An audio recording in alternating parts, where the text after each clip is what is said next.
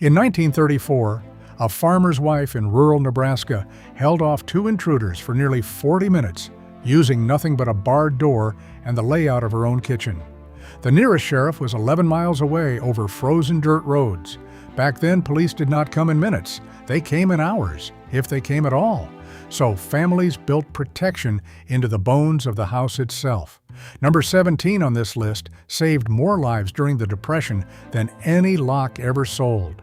Number 4 was so simple that rural sheriffs quietly recommended it for decades. And number 1 is something almost every old farmhouse had, and almost every modern home has thrown away. Hit that subscribe button. Let us count down the 25 forgotten safe room tricks that kept families alive. Number 25, the drop bar across the door. Long before deadbolts came standard, every farmhouse door had a heavy wooden bar that dropped into two iron brackets bolted deep into the frame. Your great-grandfather cut it from a length of solid oak, 3 inches thick, and hung it on a peg beside the door. At night it came down. A man could throw his whole weight against that door and the bar would not give because the force spread across the entire frame instead of one small lock plate. A commercial lock in 1930 could be kicked in by a determined man in 3 seconds. The bar could not. It cost nothing but the wood and an afternoon with a hand plane. When trouble came up the lane, the first sound in the house was that bar dropping into place. Everyone inside knew what it meant. Modern doors have a strike plate held by 2 short screws. The old bar held the whole wall. Number 24, interior window shutters. These were not decoration. Before the 1950s, most farmhouse windows had solid wooden shutters that closed and latched from the inside, and they were the single most vulnerable point of any home turned into the strongest.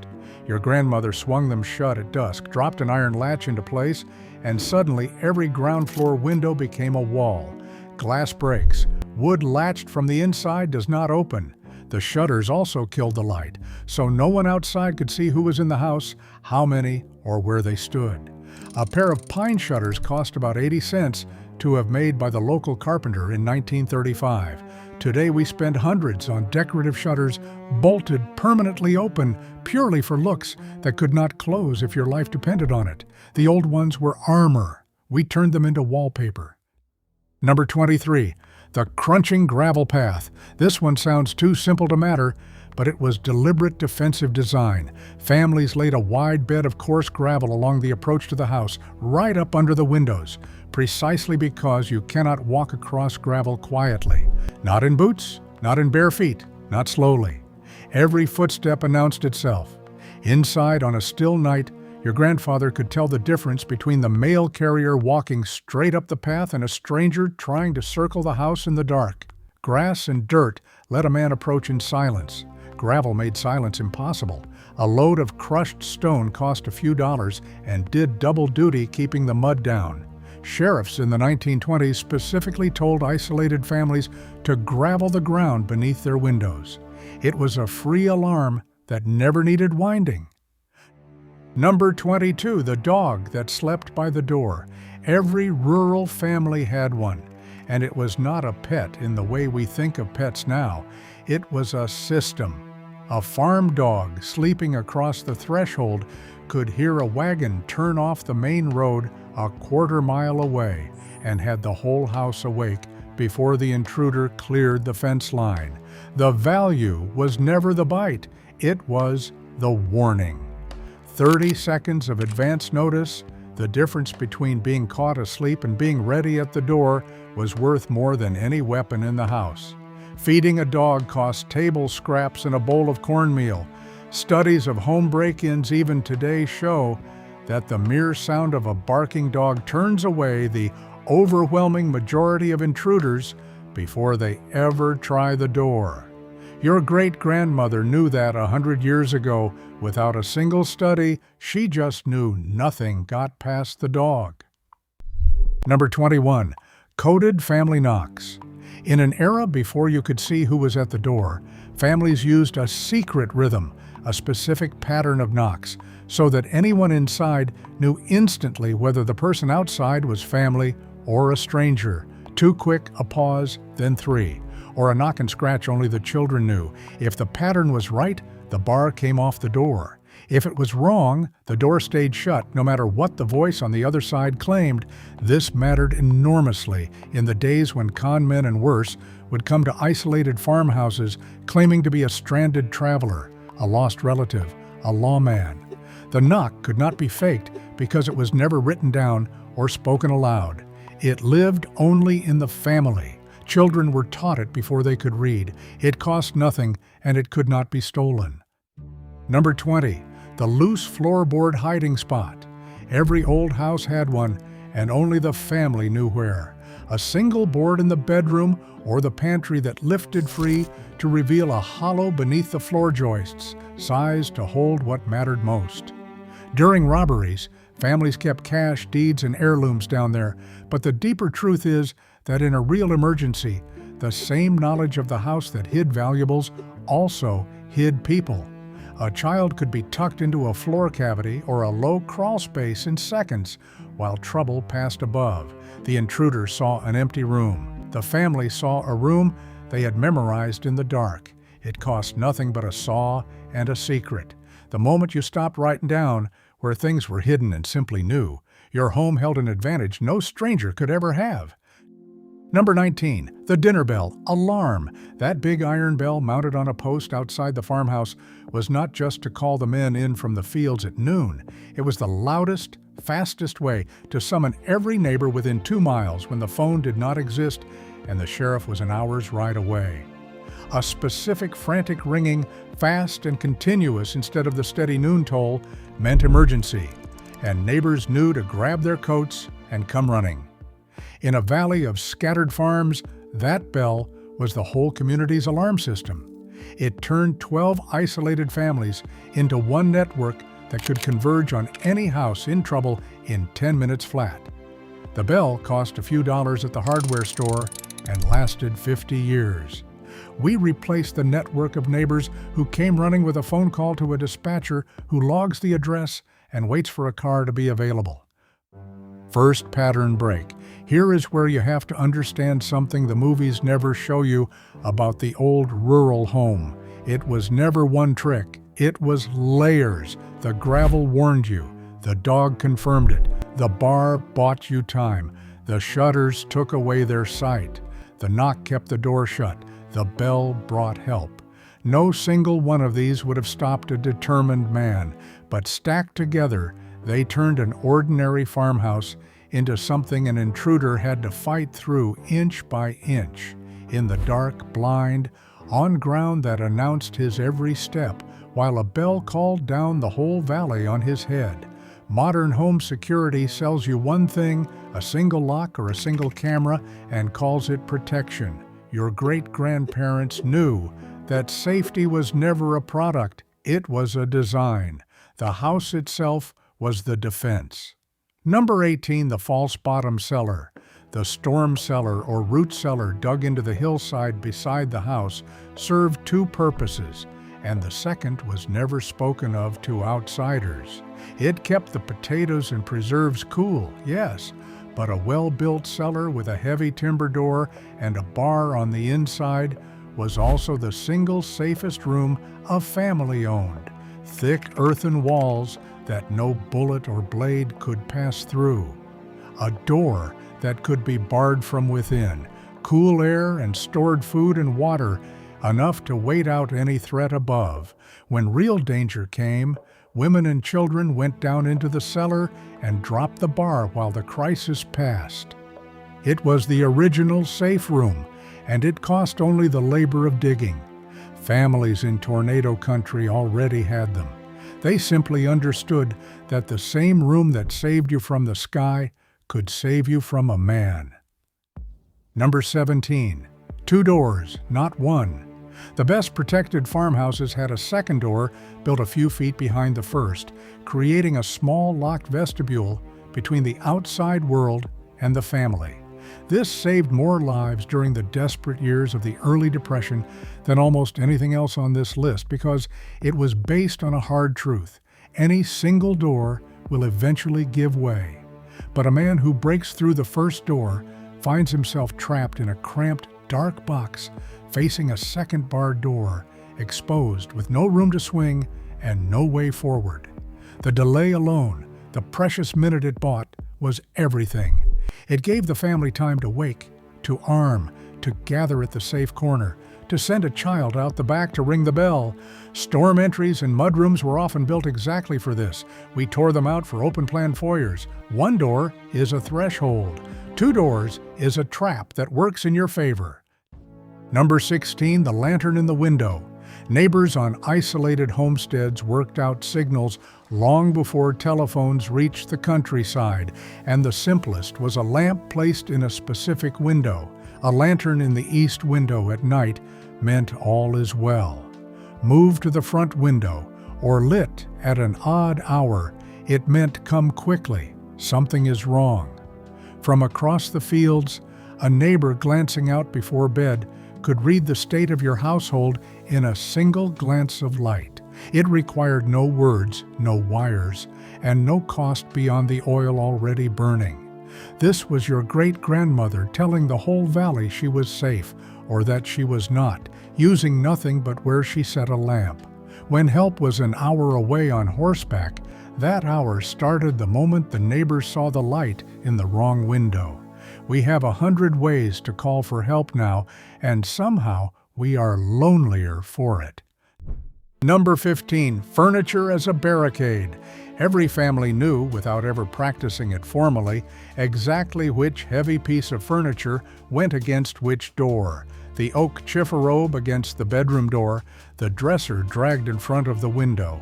It sounds obvious until you realize it was intentional placement, that the heaviest furniture in the house was positioned near the doors it might need to block, so that in the panic of a night intrusion, no one had to think or carry anything far.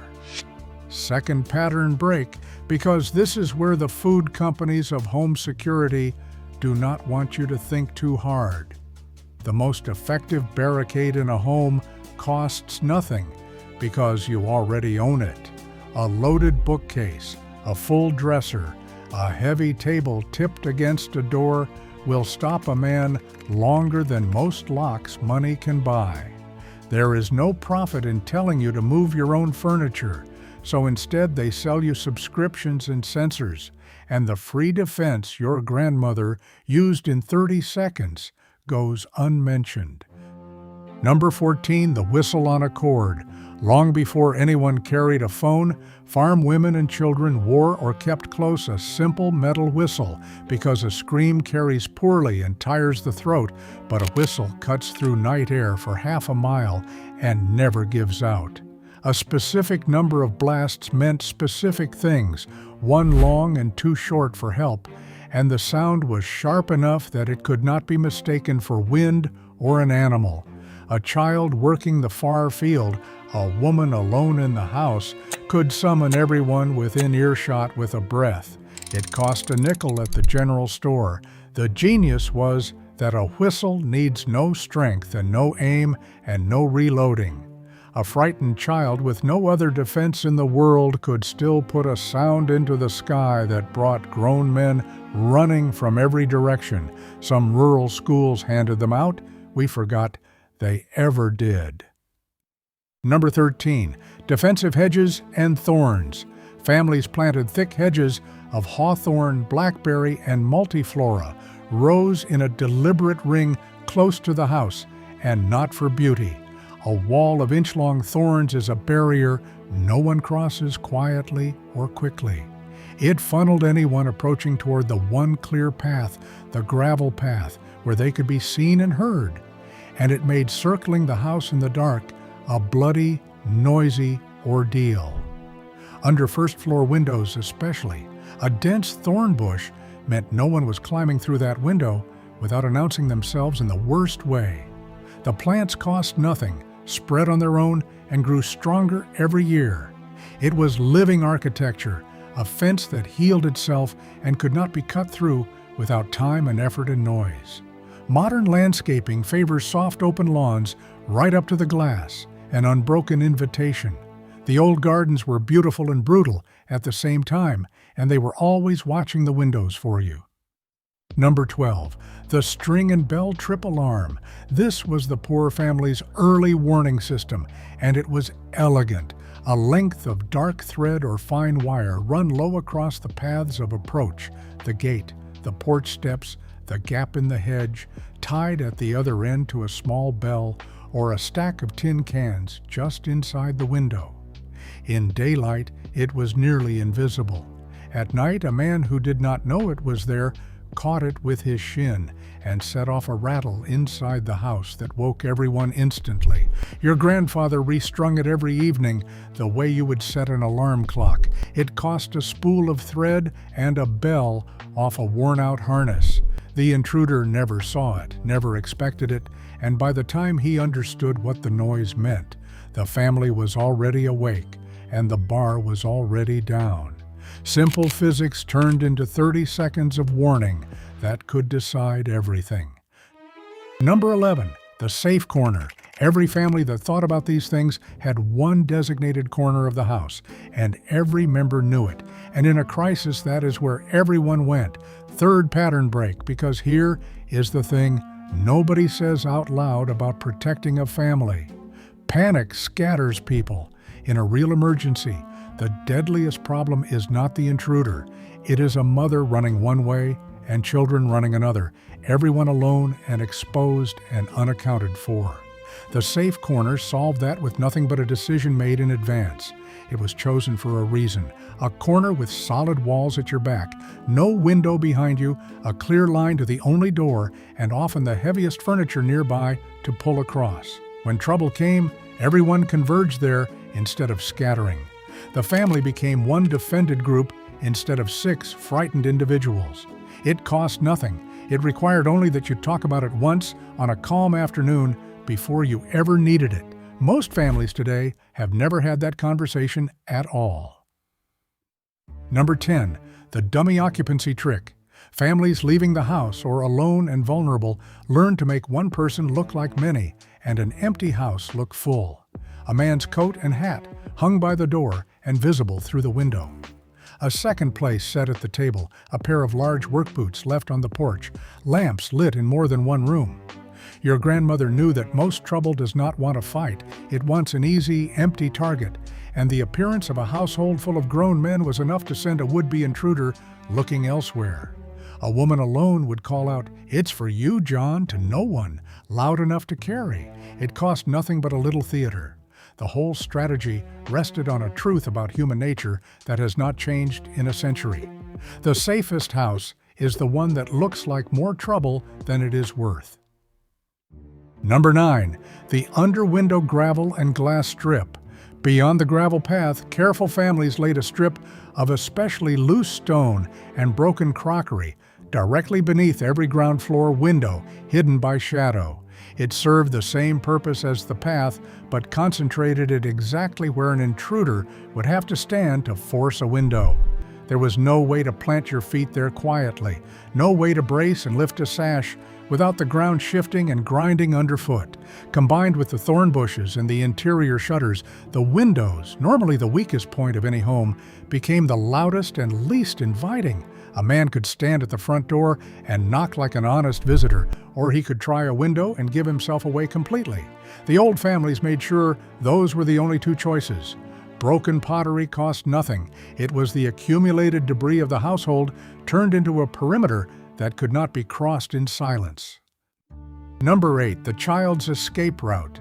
Every family with children mapped a way out for the smallest members, a route that only a child could use. A low window into the shrubbery, a gap behind the woodpile, a crawl space that led to the barn. The logic was cold and clear. If the worst happened at the front of the house, the youngest could slip out the back and run for the nearest neighbor or ring the bell, becoming the message that summoned help. Children were shown the route as a kind of game practiced in daylight so it was instinct in the dark. It gave a family two things at once: a way to get the most vulnerable out of danger, and a runner to bring the cavalry.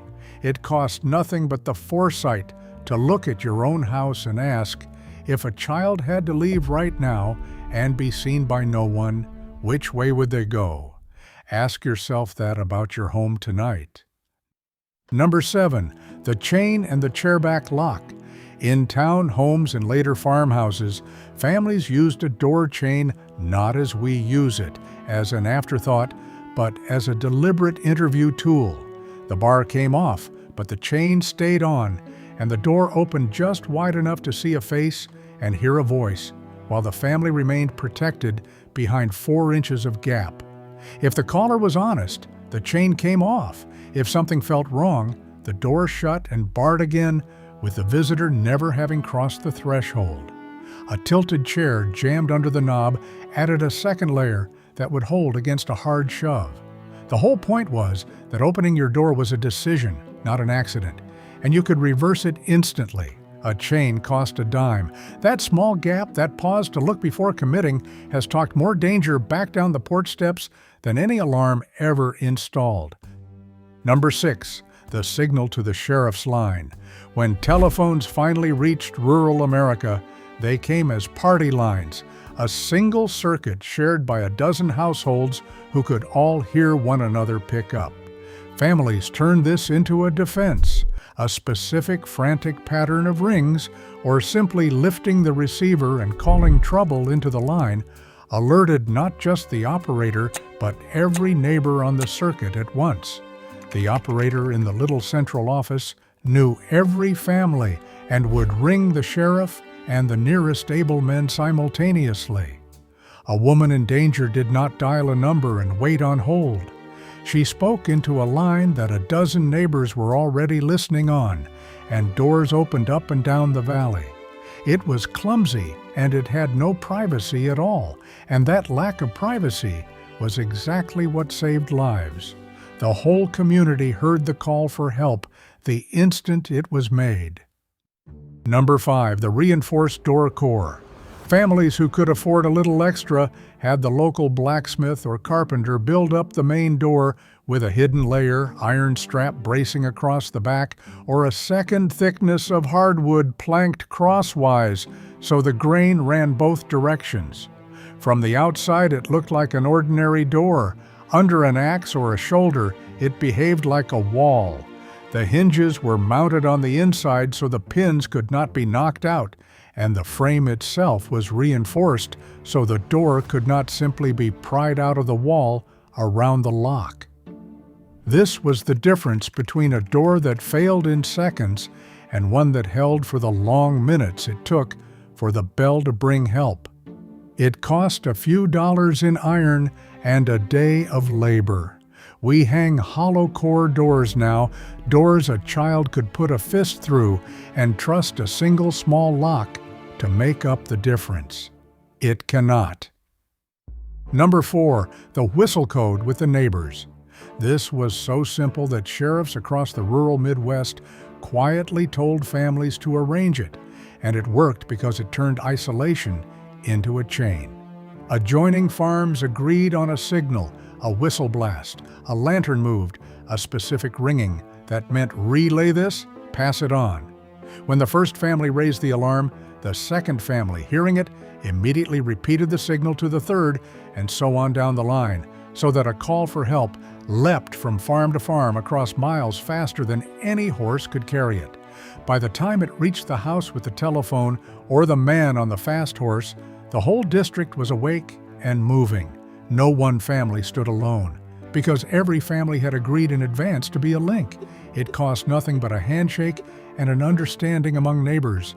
That understanding that we watch for each other was the real security, and it is the thing we have lost most completely. Number 3, the hidden room. In the finest old houses, and plenty of ordinary ones, there was a room that did not appear to exist. A false back in a closet, a bookcase that swung, a pantry with a wall that was not a wall. It held whatever mattered most, and in the worst moments, it held people. Here is what modern renovators are only now rediscovering as they tear into these old homes and find sealed spaces with no doors. Those rooms were not eccentricity. They were engineering born of eras when a family truly might have to disappear inside their own walls and wait silent while danger searched the visible house and found it empty. A safe room, we call it now, and we install them in mansions for a fortune. Your great-grandparents built theirs with a saw, a hinge, and the good sense to know that the safest place to be is a place your enemy does not know exists. The knowledge of the house was the lock, and only the family had the key. Number 2, the always-ready lamp and matches. It sounds too small to be second on this list, but every experienced family kept a lamp and dry matches in a fixed, known place beside the bed, never moved, because they understood that the first weapon in any night emergency is light. An intruder counts on darkness and confusion. A family that could produce steady light in 3 seconds took that advantage away instantly. Could see the door, see each other, see the safe corner, and move as one. Fumbling in the dark for a match that had wandered was how people got hurt. So the lamp lived in exactly one spot its entire life, and every hand in the house could find it blind. It cost pennies. The discipline, the refusal to ever move it, was the whole trick. In a crisis, you do not rise to the occasion. You fall to your level of preparation. A lamp that was always in the same place meant a family that was never truly in the dark. Number 1, the plan spoken out loud. At the very top of this list is something so plain, so free, so completely stripped of anything you can buy or install that naming it almost feels like a letdown. It is the conversation. The old family sat down on a calm evening with no danger anywhere near, and they talked about it. Where do we go? Who gets the children? Who rings the bell? Who runs for the neighbor? Which door do we bar first? What is the knock? What is the signal? They said it out loud until every person, down to the smallest child, knew their part without thinking. Every other trick on this list, the bar, the bell, the shutters, the safe corner, the whistle, only worked because of this one. A house full of tools and no plan is a house full of panic. A family that has talked it through moves like a single body in the dark. It cost nothing. It required only that they cared enough to imagine the worst once together so they would never have to face it as strangers. That conversation is the thing almost no family has anymore. It is the thing we should bring back most of all. Here is the challenge. Do one of these this week, just one.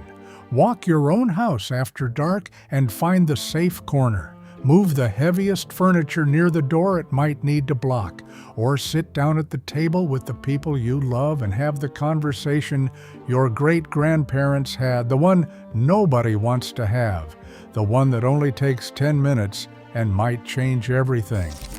Then come back and tell me which one you did, because I walked my own house last week, and I have not looked at my front door the same way since. Drop it in the comments. I want to know if the safe corner gets more love than the drop bar. Because these were never just tricks. They were a family deciding out loud and ahead of time that they would take care of each other. And that decision has protected more people than any lock ever made.